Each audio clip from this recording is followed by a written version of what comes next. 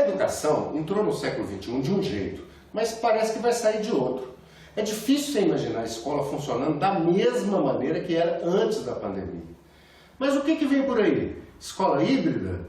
Aulas remotas? E a inclusão digital? No Brasil, muitas escolas públicas paralisaram suas atividades a ponto de comprometer o ano letivo. E o que é pior, no ano que vem, pode ser que não tenha escola pública nem para quem puder pagar.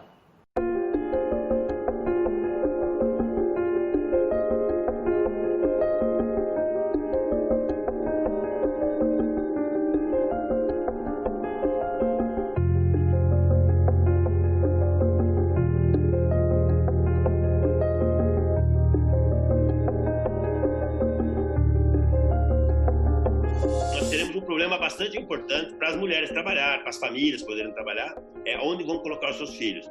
Porque umas 20 mil escolas de educação infantil, umas 15 mil devem quebrar. A nossa situação é de extrema gravidade educacional. Já era antes da pandemia e vai ficar muito pior depois. A educação básica no país não chegará ao final do ano como entrou ano passado. Então houve realmente um atingimento frontal em cima da educação básica brasileira. Vocês viram agora na questão do Enem, 5 milhões de alunos, apenas 1 milhão tem acesso à internet, ou seja, 77% não tem conectividade, não tem a rede. 46% apenas tem computador em casa.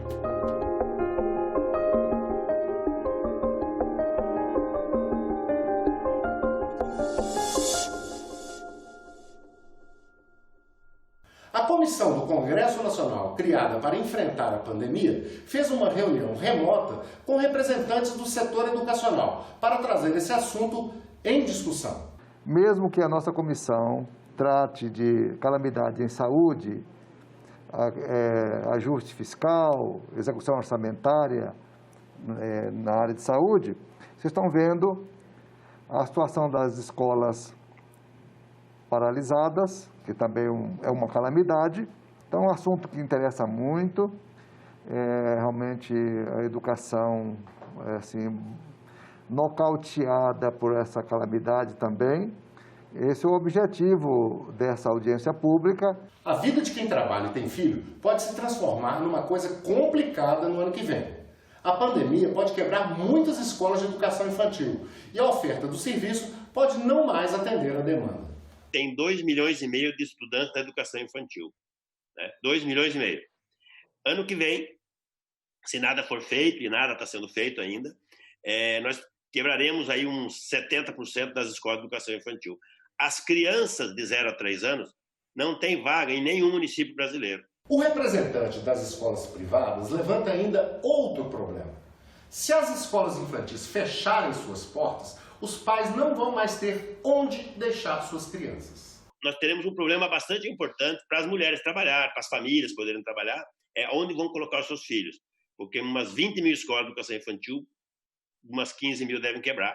A educação superior privada, com 6 milhões de alunos, é a outra ponta do problema do ensino pago. A característica nossa do estudante da escola privada ele trabalha de dia e estuda de noite.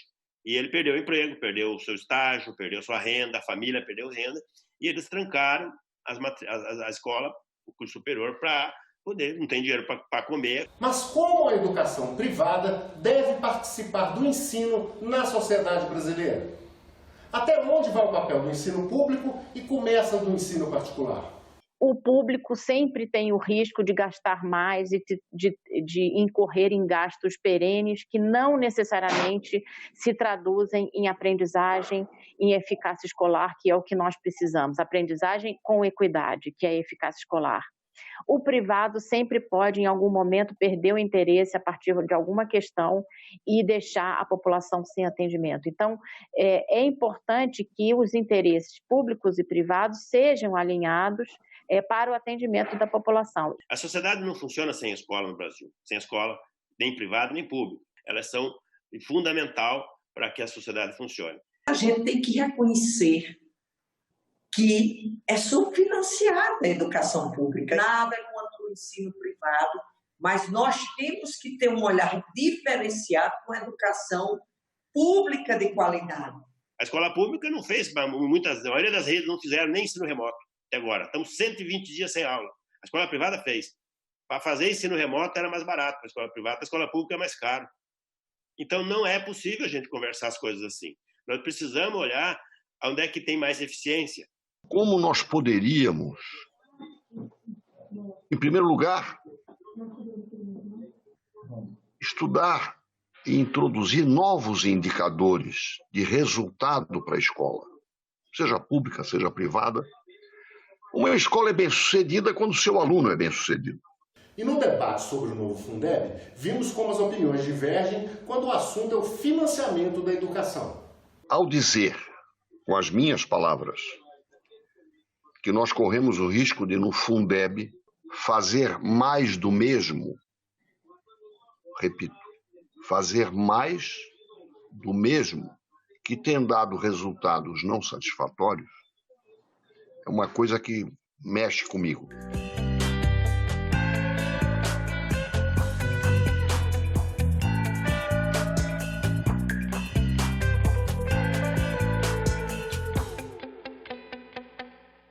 O que nós queremos? É financiar pontualmente mais do mesmo do que temos, ou queremos um projeto de financiamento da educação? Tem erros, vamos corrigir os erros, gente.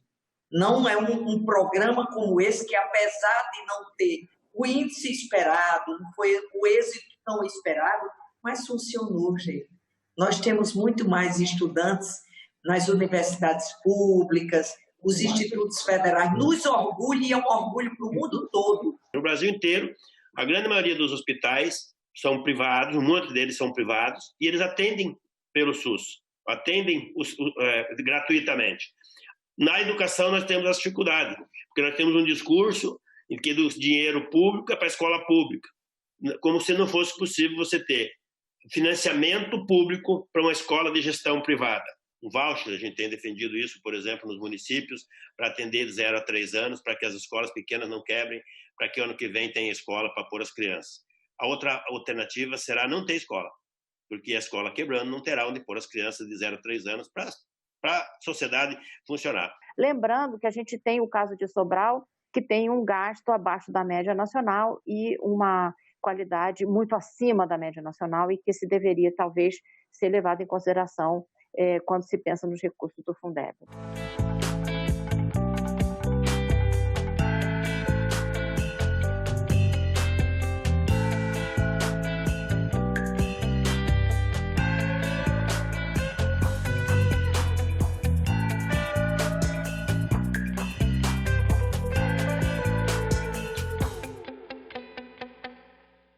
Uma escola é bem-sucedida quando o seu aluno é bem-sucedido, disse o senador Esperidião Amin. Mas que escola é essa? Essa escola existe no Brasil? Os números mostram que sim, mas mostram também que ela é para poucos.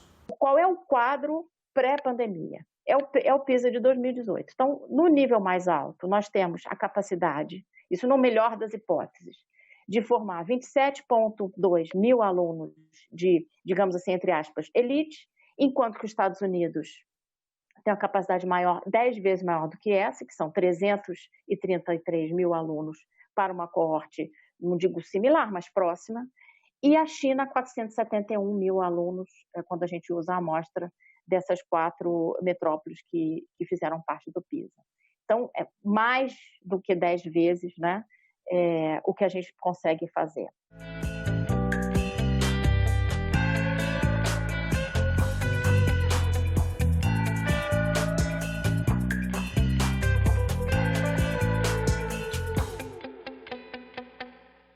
Comparando a escola brasileira, se ela fosse um país, a escola privada, nós temos no Brasil a escola privada como educação de primeiro mundo. Nós estamos em 11º em leitura, por exemplo, né? Ou seja, junto com a Noruega. Em ciência, nós estamos em 20º, alguma coisa, junto com a Alemanha. E em matemática, nós estamos junto com os Estados Unidos. Temos, então, uma escola de ponta, mas o Brasil é um país onde impera a desigualdade. A questão da desigualdade está muito claro, né? Vocês viram agora na questão do Enem, 5 milhões de alunos, apenas 1 milhão tem acesso à internet, ou seja, 77% não tem conectividade, não tem a rede. 46% apenas tem computador em casa. Cientes de que um dos maiores problemas que nós temos é a conectividade do aluno de baixa renda. Levantamos junto aos institutos e universidades temos hoje na faixa salarial de renda familiar até um salário mínimo e meio, em torno de 900 mil alunos na rede federal, entre institutos e universidades. Desses, em torno de 400 mil são dos institutos federais.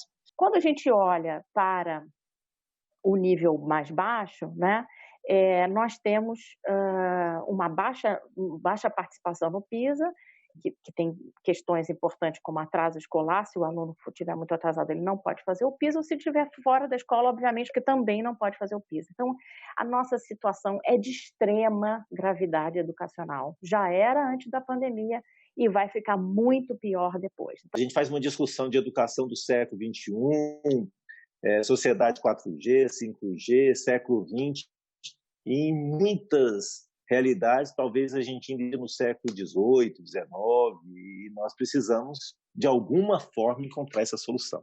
O que se pode fazer para reconectar os dois lados desse abismo secular?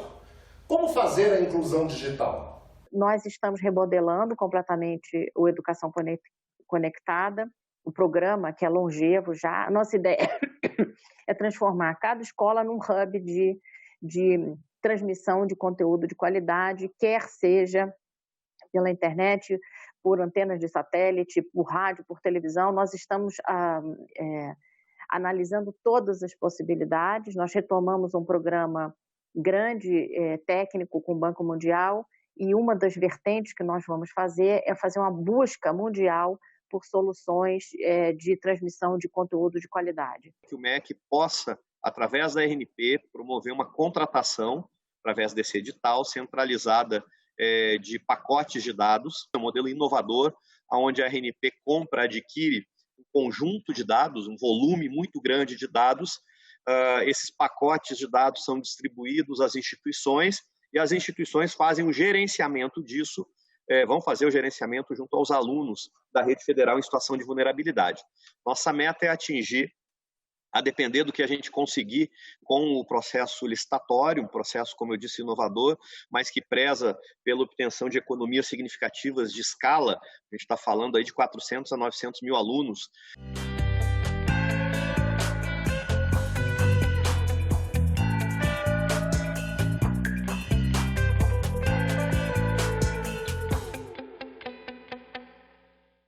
Os passos são dados em direção à inclusão digital, mas ela ainda é um sonho para muita gente.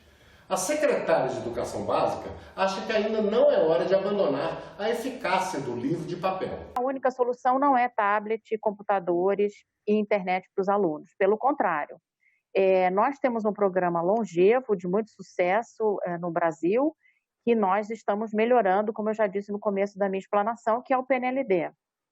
O PNLD, que é o Programa Nacional do Livro Didático, ele tem muito mais capacidade de levar conteúdo de qualidade e controlado para a sala de aula do que simplesmente a conectividade. As pesquisas mostram que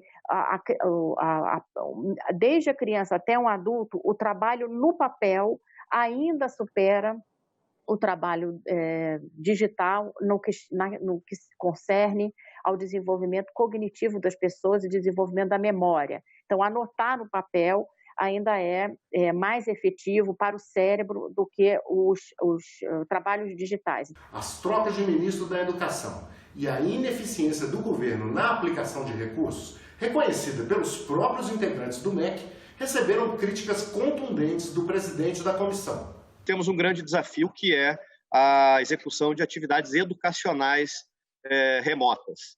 Das 41 instituições, em torno de 13 instituições hoje estão desenvolvendo atividades remotas, educacionais remotas. Tem atividades, como eu falei, de extensão, pesquisa, mas as atividades educacionais nós temos apenas 13 instituições que estão desenvolvendo essas atividades. Uma perda de capacidade operacional com o acúmulo de graves problemas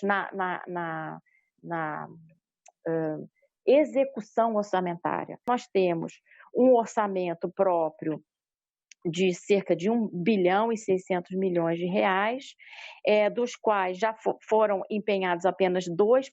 Bolsa Formação do Pronatec, tivemos aí um programa que executou aí desde 2011 até 2019 em torno de 24 bilhões de reais e foi pouco efetivo no que diz respeito aos resultados sob o ponto de vista de oferta de matrículas. Vários problemas resultaram desse programa, principalmente junto a órgãos de controle. O próprio Senado Federal teve avaliações com relação ao programa. Os programas não têm tido a devida consecução, dado seguimento nas proposições iniciadas. Elas são interrompidas, até mesmo a execução orçamentária.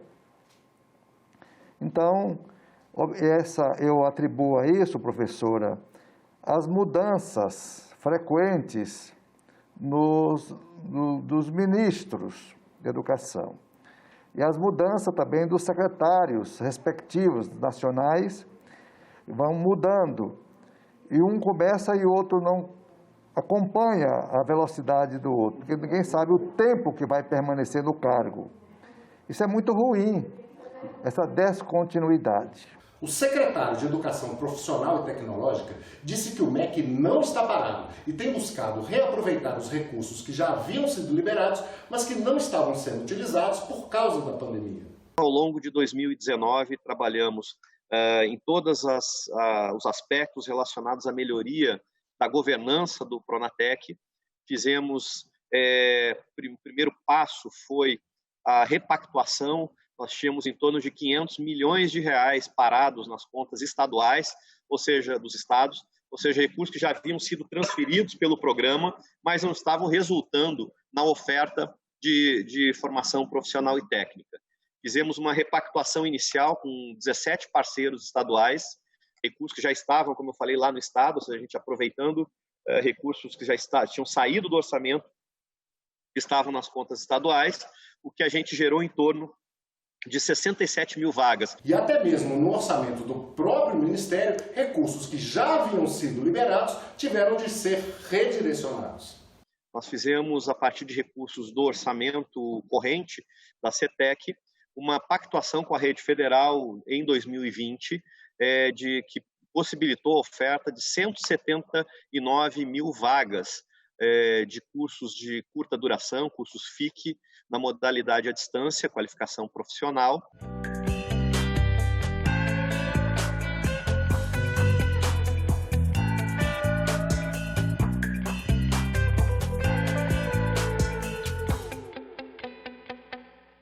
Isso envolveu 40 instituições federais, institutos federais e universidades, e aí um bom resultado que nós tivemos foi a redução do custo de hora aluno, que era praticado no Pronatec, que era de R$ 4,50 a hora aula.